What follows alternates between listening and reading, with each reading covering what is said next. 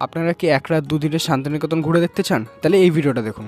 প্রথমেই আপনাদেরকে হাওড়া স্টেশন থেকে যে কোনো ভোরের ট্রেন ধরে চলে আসতে হবে বোলপুর শান্তিনিকেতন স্টেশনে।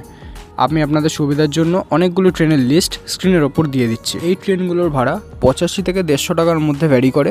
শান্তিনিকেতন তো আপনি পৌঁছে গেলেন, এবার স্টেশন থেকে বেরিয়ে আপনাদের চোখে পড়বে প্রচুর টোটো এবং গাড়ির স্ট্যান্ড।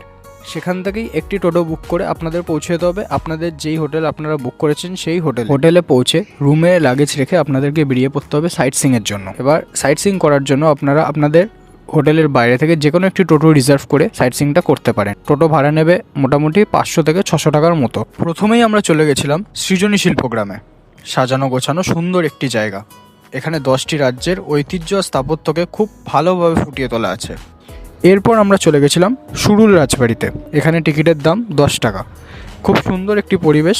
এখানে চাইলে আপনারা ছবি তুলতে পারেন, কিন্তু অবশ্যই ফোনে, কারণ ক্যামেরায় ছবি তোলা এখানে অ্যালাউ নেই। সেখান থেকে আমরা চলে গেছিলাম কলা ভবন, বিশ্বভারতী ক্যাম্পাস এবং ছাতিমতলা।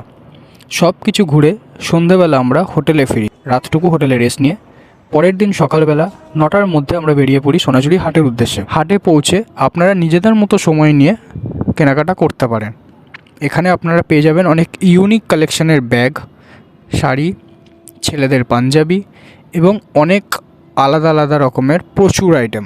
আপনারা চলে যেতে পারেন কঙ্কালীতলা মন্দির এবং কোপাই নদীর ধারে কিছু ছবি তুলতে। সমস্ত কিছু শেষ হলে আপনারা বিকেলের মধ্যে ফিরে আসুন বোলপুর শান্তিনিকেতন স্টেশনে। সেখান থেকে আপনাদের যেই ট্রেন বুকিং করা আছে সেই ট্রেন ধরে আপনারা বাড়ি চলে আসুন।